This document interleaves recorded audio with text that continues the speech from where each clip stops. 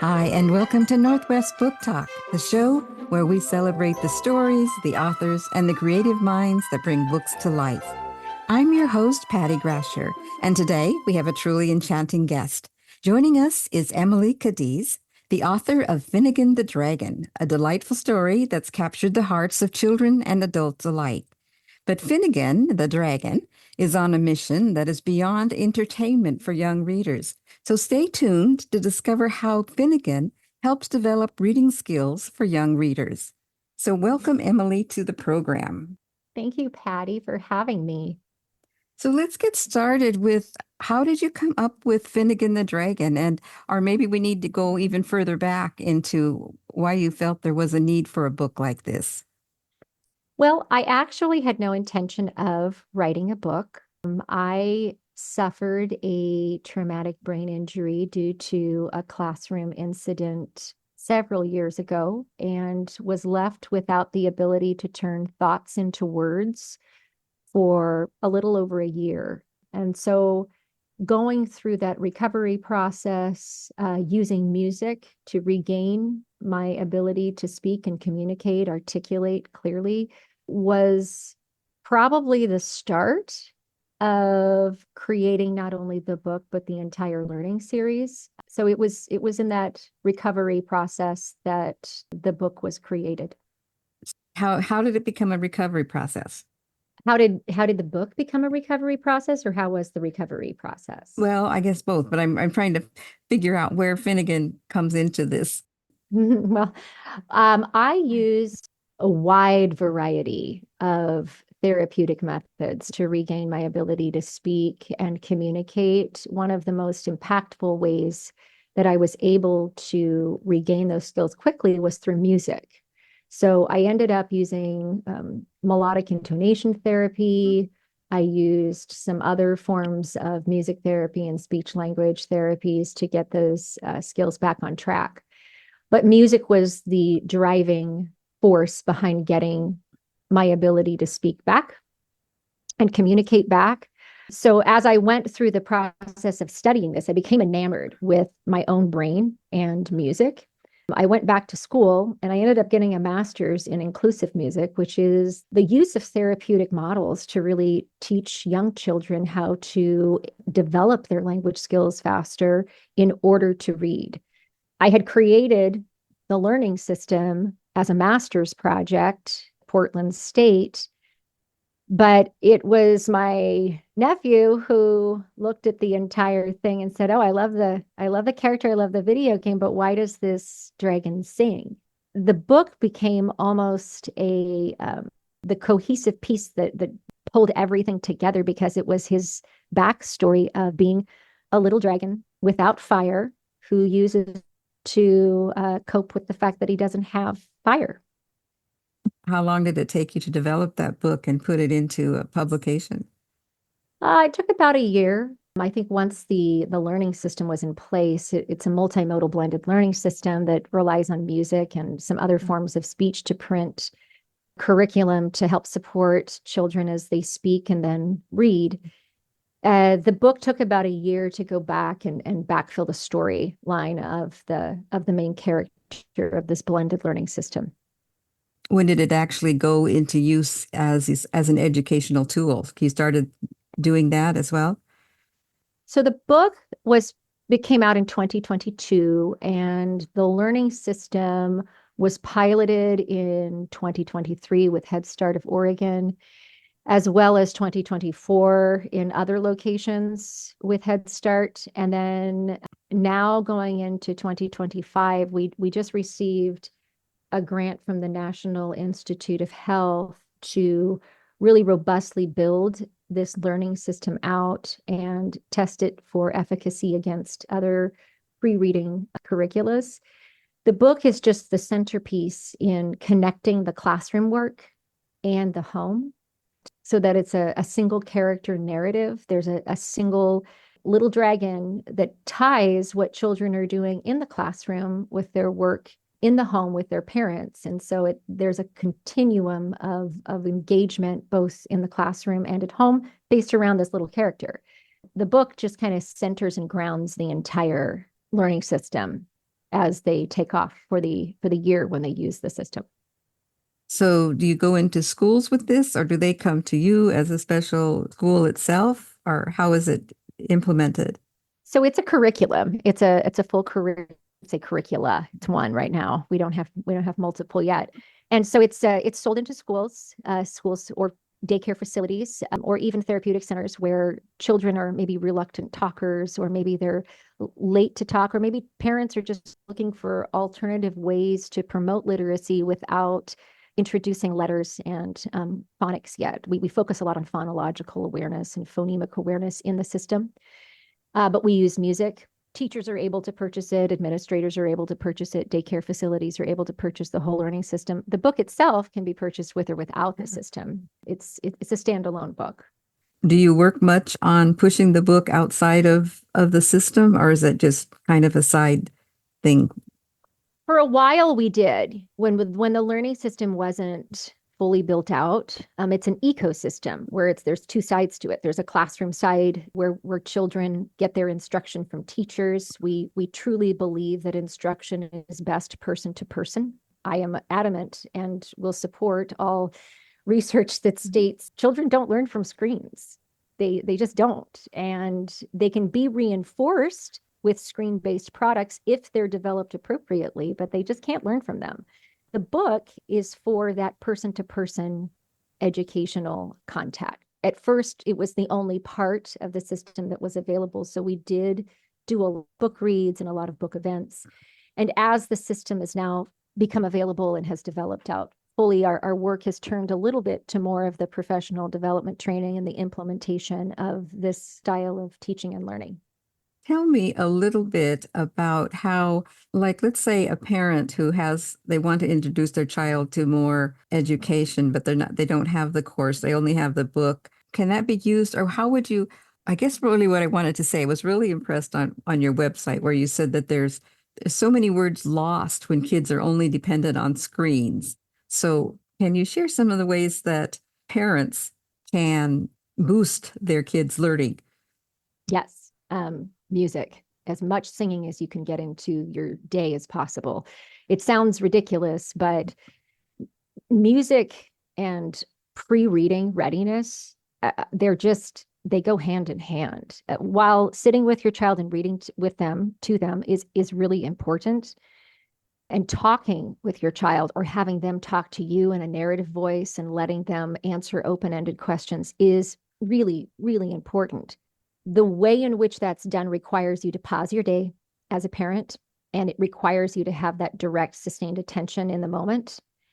And as working parents, or even just as parents, we are super busy with all sorts of demands placed on us. And how do you fill in the gap to continue developing all of the necessary skills, all those phonological awareness skills that don't necessarily require you to sit and do things back and forth one to one? You can be doing it almost side to side or passively, or as you get ready to go or in the car. Music is it. And not the traditional like ti ti ta, do re mi. We're not talking music education. We're talking singing, because singing really reinforces the motor skills that you need to be able to articulate sounds, identify words, identify rhyme, hear how sounds are broken down, because typically in song, we slow language down. So even if a parent can't use our system, I just say read as much as you can to your child. And when you can't, read to them. When you're busy, because we're busy, sing with them, encourage them to sing to you, make up songs, do anything you can with song. It lights up not just the right side, but the left side of the brain. It helps with that whole child learning. I can't say enough about it because I've experienced it. That's really kind of eye-opening for me because I always heard about how important it was to read to children, but to sing to children.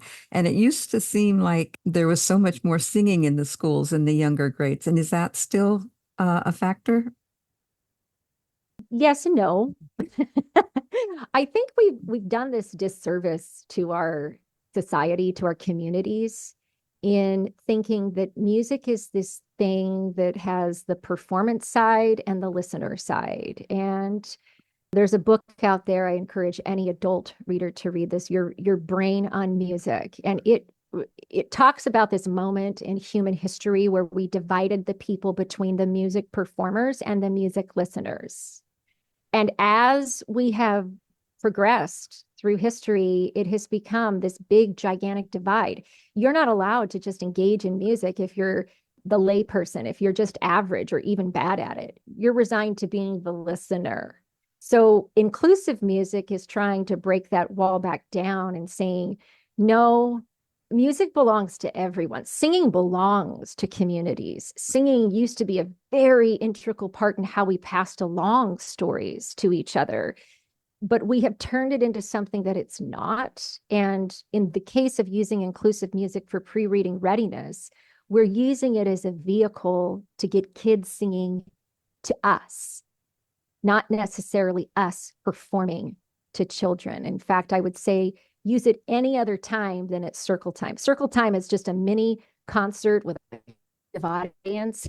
Don't stop singing at circle time. Sing everywhere else. Sing together. Don't sing at your child or at your students. So that's fun. I remember my little sister, she would come home and she had all these little jingles that we learned all of the time because she was like just singing them over and over and over. So it's like we knew these little jingles as much as she did, and I was just wondering if that was still part of the education today that they have these singing things.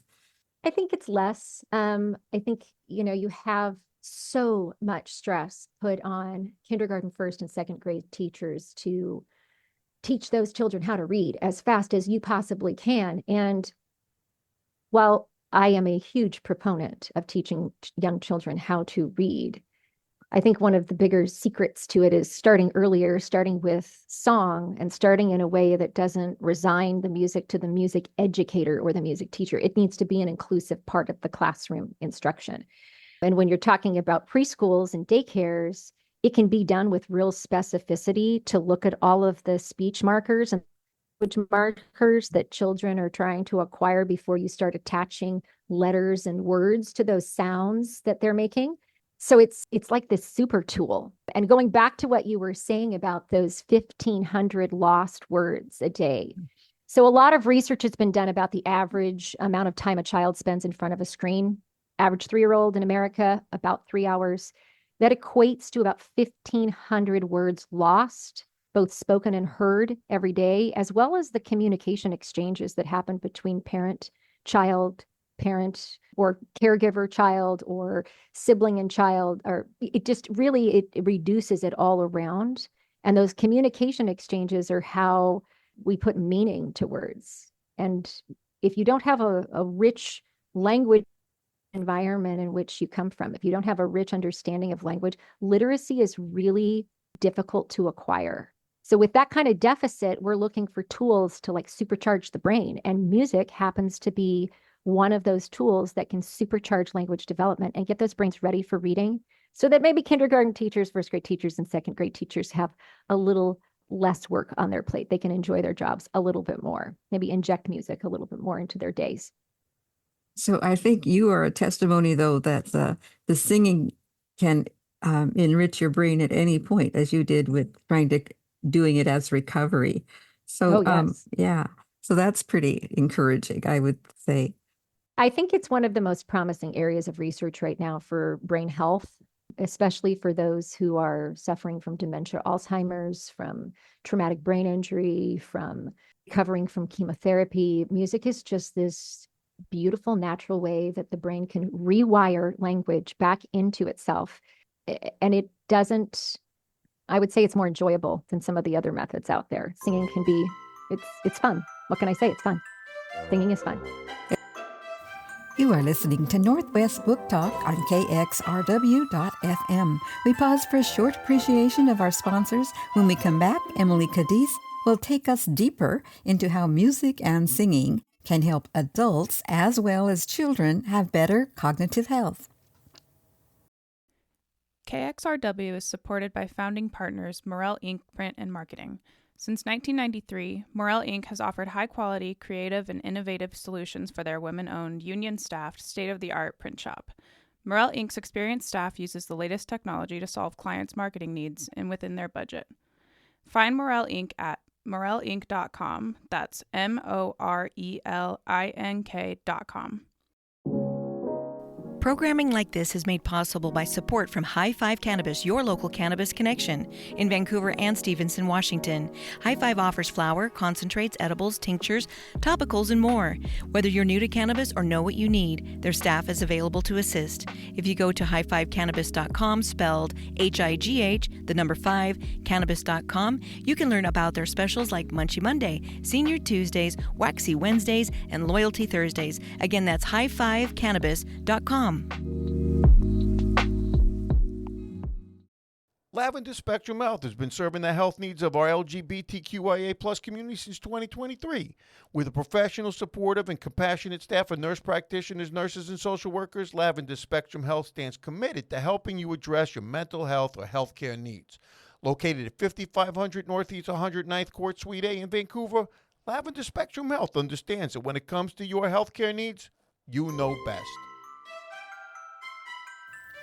Welcome back. I'm Patty Grasher speaking with Emily Cadiz, the author of Finnegan's Dragon, an innovative approach to increasing cognitive health for all ages.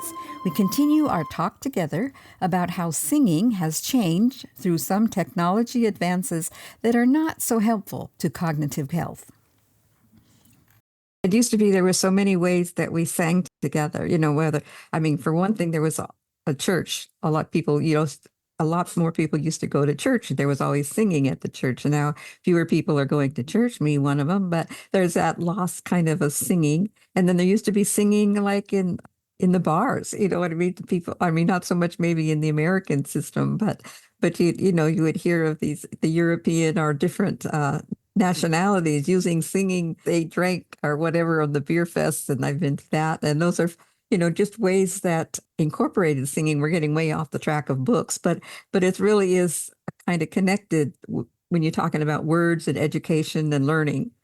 Well, and I think that screen has, and pulling it back to the book and pulling it back to Finnegan the Singing Dragon, it's named Finnegan. The title is Finnegan the Singing Dragon for a reason. Our mission is to look at how screens are impacting us, how technology is kind of dividing us.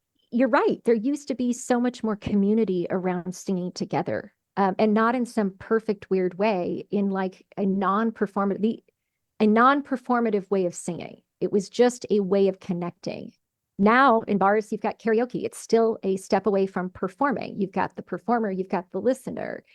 And getting back to how our brains get primed and ready to read, they need as much exposure to language birth to 6 as you can possibly give them. But technology has really diminished not just the quality, but the quantity of words we use. It has reduced our natural communication partners birth to 6, and all for various reasons that are valid.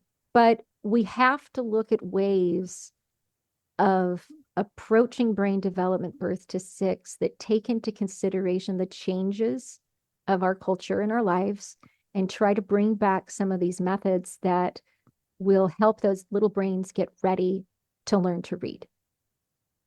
So I'm wondering, for like the writer, I'm just throwing this out from cybers, whatever. What happens if the writers, as part of their getting ready into the mode, rather than listening to mood music, if they actually sang some songs, would that actually affect their brain, their creativity, anything else? Oh, now we're getting into the good stuff, Patty. Oh gosh. Yes. Well, your vocal folds, they are connected directly to your vagus nerve and your vagal nervous system. So yeah, when you talk about, in fact, okay, here's a great one. NYU just had this wonderful study done on how to approach cognitive challenging things, and writing a book is cognitively challenging. It's isolating. It's hard. I don't care who you are and how well versed writing. It's a bugger. It's hard. And to get ready for that, to get ready for really hard things, the NYU School of Engineering did a study on familiar neuronostalgic music, meaning the music that embeds deeply into our brain during adolescence, because our brains are pruning and they're becoming refined, and we're starting to use our executive functioning skills. The music that we listen to during our high school years sits a little deeper in our brains. So if you listen to that music, according to this study, for about 15 to 30 minutes before you take on a super challenging thing like writing a book, it is more effective than drinking coffee. So I say, yeah, crank up the tunes, dance around your room, sing at the top of your lungs for 15 minutes, then go write and see if you get something out of it. What are you going to lose? I mean, close the curtains. Don't let anybody see. Make sure nobody's there. Sing at the top of your lungs. Do it. I love that. I really love that because, yeah, I just think we're kind of like lost so much in this group singing. For instance, I was, you may not know this, but I was in the monastery for a long, long time. And there was so much singing there. Every time we came to prayer, 6 times a day, we sang before we started the prayers, and we sang during the prayers. And there was just so much singing. And there isn't that now. There isn't that group together where you all kind of share something. Oh, tone is in itself a thing that exists beyond the human experience. It's everywhere in the universe. Sound waves are everywhere. The fact that we don't sing more, or that we isolate ourselves when we sing, or we let our egos get in the way, it really hinders our ability to connect to the creative self. It does. It doesn't allow you to really tap into the things that you want to communicate. And when you talk about writing, you're talking about trying to put into words really subtle or sometimes very large emotions, right? And when you look at music, like you're saying, we've used it historically for the biggest emotions that you can think of: prayer, grief, loss, love, war. Song it just is one of these things historically that's never been really used as performer versus listener, but we've made it that way. And we're doing such a disservice to our brains and to our communities by not incorporating more of it. I work at a national park and centers around the fur trade. And it used to have the French fur traders that as they rowed their boats, their canoes or whatever, they were always singing, and they sang. They worked really, really hard, but they sang all along the way. And that was kind of what they were known for. And then you also think of all the I was also in the military, and in the military, when you were marching, you were singing. There's just a lot of singing, institutional singing, almost, in work, or even like the early slaves that used to work so hard in the fields used singing, as a way to kind of handle the hardness of it, or the pain of it. Yeah, when I think of the most powerful moments in my life, like I can almost have a soundtrack in my mind of what that would what it would feel like with music. It brings it back. I mean, we use music for everything. I mean, can you imagine watching a 2.5 hour movie with no music? I couldn't even imagine. Like, I get it. There's going to be a lot of cinematographers who probably don't like that statement, and it makes everything better. It makes everything much, much better and clearer, and it communicates things that we just can't put into words yet, or maybe we won't ever be able to. Tone just exists. Some of the best research out there on the way that it strengthens the brain is when we look at tonal-based languages versus non-tonal-based languages. Those that speak tonal-based languages, birth to 6, in general, have stronger cognition than those who don't. And those would be tonal-based languages, or languages where their tone differentiates different words. So Mandarin would be one. And that combination of words and tone together, the fact that we know that it makes stronger brains, if you're looking to do anything with your child to get them ready to learn to read, and you're not ready for flashcards or workbooks, and you want to try to reduce some of the screen time or make the screen time meaningful, get those songs offline, sing them with your children. Sing them. Just sing. Slow them down enough for your child to sing to you. Have your child just sing to you and you just listen. I mean, that's a hoot. They make up songs and I don't know what they're saying half the time, but gosh, they're adorable. They are. So They are so cute. I know. I'm like, sing it, get it, kid. So is there a point where we stop enriching our brain with song? Is that something that's always going to be kind of something that we should kind of do through our whole life? All throughout your life, all throughout your life. One of the best areas of brain health research is on sustaining your neuroconnections through playing the piano, decoding things in front of you, keeping your brain alive through song. It's so important. It's so important. Yes, I love to read. Yes, I love to support fellow authors.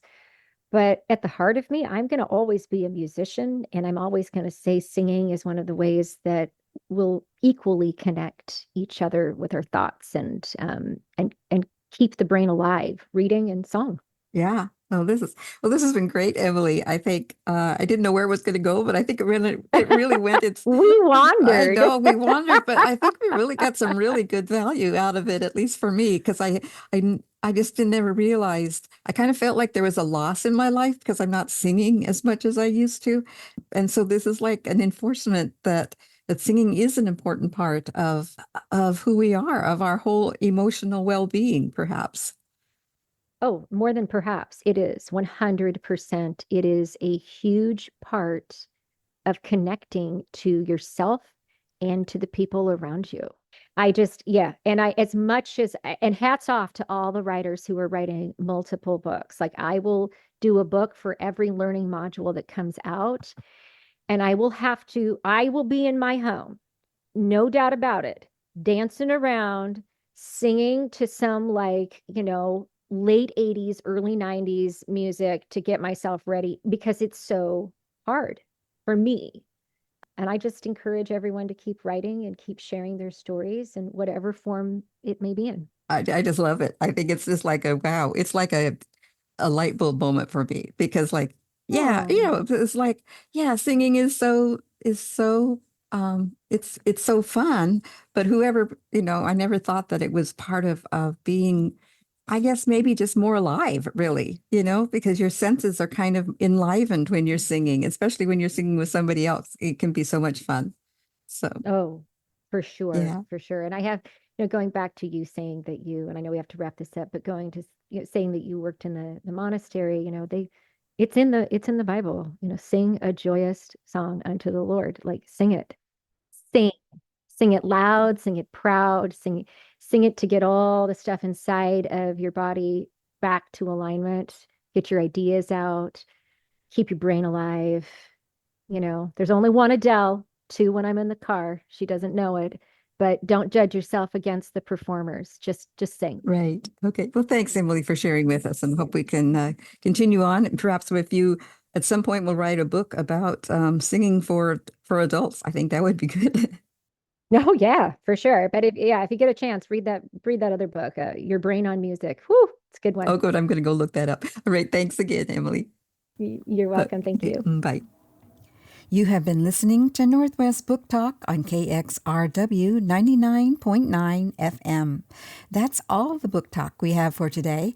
I want to thank my guest, Emily Cadiz, author of Finnegan's Dragon and a power talk on cognitive health and brain clarity through singing and music. To find out more about Emily's breakthrough research about the power of singing and music to stimulate cognitive empowerment for authors, children, and all ages, visit northwestbooktalk.com and click on Interviews and, of course, Emily Cadiz.